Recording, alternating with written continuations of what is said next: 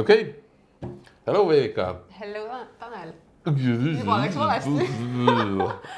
Mis see nimi oligi küll? Jan. Hello, Veika. Hello, Tanel. Let's start with our January podcast. So, predicting the future is an ungrateful thing to do. So, if you are right, everyone cheer you. If you are wrong, everyone says bah. Nevertheless, today's podcast, we will going over trends in email marketing and let's see what 2023 will bring. Okay, and we have here 8 different questions, trends, whatever. Yeah, we took them from blog posts all around the world, from Smaily page, from Strippo page, from some other marketers pages. And let's discuss if they are actually trends for this year or for previous years. Okay, and the first thing is super duper hyper personalization. Okay, probably I read this personalization thing 5 years ago it was trend that next year the personalization will be wow. So, but then it was personalization, now it's hyper. It's like you have to go one step further each year. okay, so let's start with the simplest. Let's say the recipient name on the subject line and in the beginning of the email. So, hello Evika, here is email for you. This is not the hyper thing, yeah? This is not hyper, and I would say this is like a trend that has already worn out. Okay. The next thing is products, services, or content according to the user behavior. So let's say you're looking only the lingerie in the web shop. And what are you looking then? I will looking the coats, boots, whatever. And then you will get the next email with only the pink lingerie. Yep. Yes. Is this already like hyper personalization? I consider it already hyper personalization because I don't still see too many companies using information about previous purchases. Okay. So I would say that yes, this is definitely a trend, and this is something that you should be doing this year. All right. You have to do special content for you, special content for me, special products for me, special articles for me and for you. This is the hyper thing. But as I said, I heard this like 3 or 4 years ago also. So let's see, is it really gonna happen this year or not? What do you think? Should it happen this year? If we're thinking about Smiley's clients, so during those years we have done it with 1, 2, 3, 4, probably with the 5 clients. So you can count them in one hand. Yeah. Yeah. Who are doing this really hyper. So you will get your products and I will get my products and Stella there will get her products. Okay, this was the trend or the idea number 1. The second one? Yes. The second one is interesting one. It is claimed that the open rate as a metric is dead. What do you think about that? Yeah, if we are thinking about Apple Mail privacy policy, then they or showing or not showing or showing anytime. If we're thinking how much people using Apple Mail here, let's say in Estonia, Latvia, Lithuania, or in Europe, it's probably not dead here because if we are looking the statistics, it goes below 5%. Mostly are using, let's say if we were talking about email clients, mostly are anyway using the Google and not in Apple. So I think it's gonna take time. From other one hand, if all the people will switch to the Apple products, and probably this is gonna never happen. Maybe Google or Gmail will do something similar, but we'll see. So I don't think it's dead. I would still say that actually click rates are still more important than open rates. Yeah, but from the other hand, I don't know. We are looking those, as we call them, auto-clicker. Mm-hmm. So you have, this is mostly in the cases of the business emails, when you will get the email and before it goes to your mailbox, the system checks absolutely all the links in your email, and actually this reflects to the statistics also. And we don't know how many of them, but yeah, if we are talking about B2C and when 95% of people using Gmail, then this is not gonna be an issue. I actually agree. At least in Europe, this is not an issue. Yeah. Yes. All right. Third point is interactive emails will be more popular. Yes. So what was meant there is that email marketers are using more and more moving parts in the emails. GIFs, yes, blinking CTAs. You can also like switch colors, like blinking colors for the background, because people are getting more and more tired of just plain text emails, and they want to see something catchy. And you know, the attention span of a human being has been lower and lower and lower, so you have to keep the attention somehow. Okay. Probably the most interactive thing is AMP script. Yes. Which allows you actually fill the forms inside email, show the product carousels, add product from email straight to your shopping cart, etc., etc. But with this is also, we probably published first AMP blog post like 2 years ago, and there is thing with this that the AMP actually works. Maybe I'm wrong, but it only works in Gmail. I think it also works in some parts of Outlooks or something. And the other thing that your ESP have to be certified partner or whatever to get these options, and the process is not so simple. So let's see, will it be like how extremely cool trend, or it's gonna be again that we are talking and talking and talking and talking.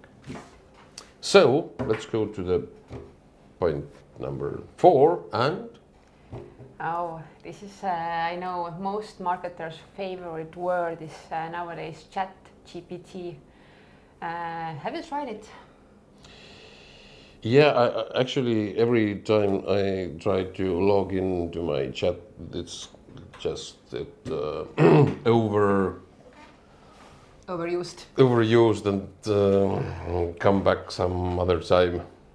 So yeah, in LinkedIn, probably every second post is about how it's gonna change the da da da da da da da da. But from other hand, if you are thinking that if anybody will use it, it can generate content.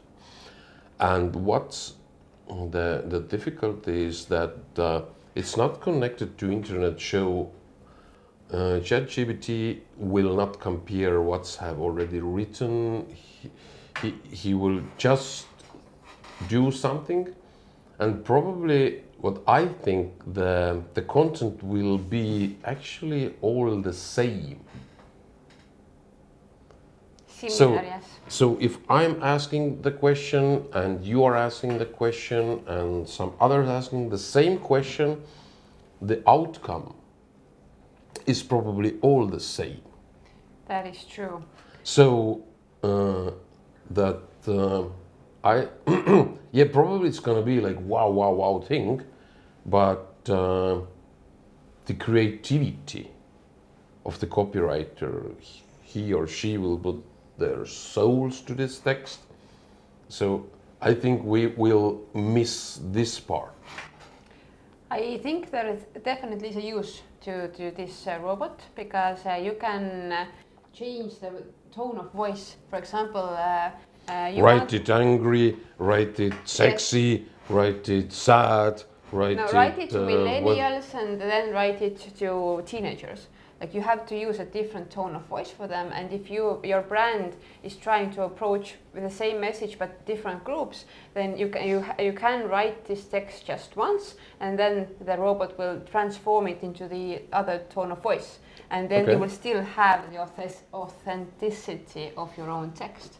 So there are ways to use it, but don't overuse it. And actually, it works extremely well only in English. That is true. Yeah. So, if you are doing your native language, or I don't know, Chinese, Portuguese, Spanish, German, Poland, then you have to do huge amount of work with those texts. Okay, let's see.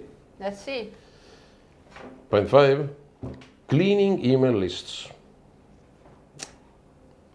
Yes, it was written there that spam filters are getting more and more smart each year, and if you don't actually clean your list, then the chances that you will get caught by some spam filter who says that this email has not been used for 3 years already, is getting higher and higher. So in that sense, I agree, you should clean the list, but I would say that this trend should have appeared already like 10 years ago.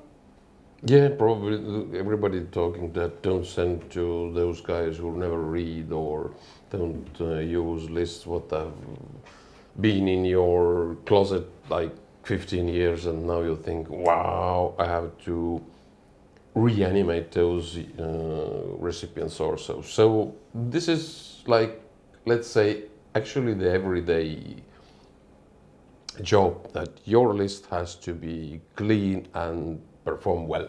Yes, and if you have not been doing this, then yes, this is a trend for you for 2023.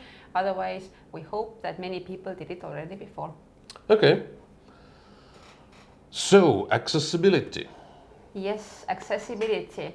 It is a huge trend that right now to try to make your emails readable or hearable, also for visually impaired people. So this is actually a trend, and I hope that this will be the trend for this year.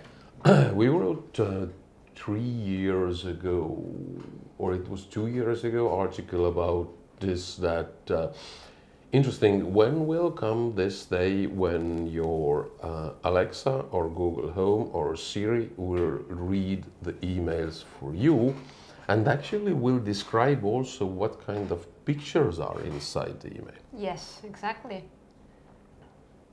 So let's see, maybe, but then it's not actually the logic. What's the point to send out beautifully designed emails when you can just put the text and describe a couple of pictures there and just send out, and then you're hearing when your Google Home reading with a sensual voice this email to you. But imagine if your picture alt text says, imagine you are sitting on a beach, there are waves crossing your feet. Yeah, but I'm telling that if this is the future, then the marketers don't have to think about the design of email at all. They have to think of both, I would say, because I don't think that people don't read emails or look at emails anymore. They will still look at them as well. Yeah, okay, let's see. But just for now, you have to do both. Gamification. Yes, gamification is a trend. It has been a trend for at least a few years already. And what do you mean about this gamification? What was written in those blog posts is that people again, you need to grab the attention of your readers somehow. And one way of gaining this attention is to put some games into your emails. For example, add some quizzes or there are these spinning wheels. You can add those, just a simple GIF that click the wheel and they will start spinning. Or like scratch cards, again, you can use some GIFs to do that. And all of that gives gamification and fun, and your emails will be more attractive. All right. Last but not least, user-generated content. So I will write and you will write and Stella will write some things and I will gather all those things together and send out. Yeah, this is the concept of it. The concept of this is once again authentic content. So as we all know, then if I tell you, you know, I bought this product, this soap, it was so good, my skin felt so good after it, you will believe me. But if a brand says it, you're like, whatever. Okay. So social proof, etc., success stories. All right. That was our 8 points for you to think in 2023. Maybe we have to do this thing again in the end of this year and see what actually happened. Let's say Let's put percentages behind each of those. Yeah, that things. worked. Nope. Yes. Nope. Nope. Nope. And then we're gonna do it like every new year, and we see that nope, nope, nope, nope, nope, and there's still a trend. Like this hyper personalization trend for 10 years. Then it's gonna be like some new hype word like giga personalization. Maybe. All right. So thank you a lot. Thank you a lot. lot. Thanks for being with us and listening this interesting crap. Blah blah blah blah blah. So, but if you want more fun tips, tricks, whatever, go look our Instagram, TikTok, Facebook, LinkedIn, Pinterest, YouTube. Do have something more. We don't still have this OnlyFans, yeah? Okay. So, make sure to follow us everywhere. Bye-bye. Ciao.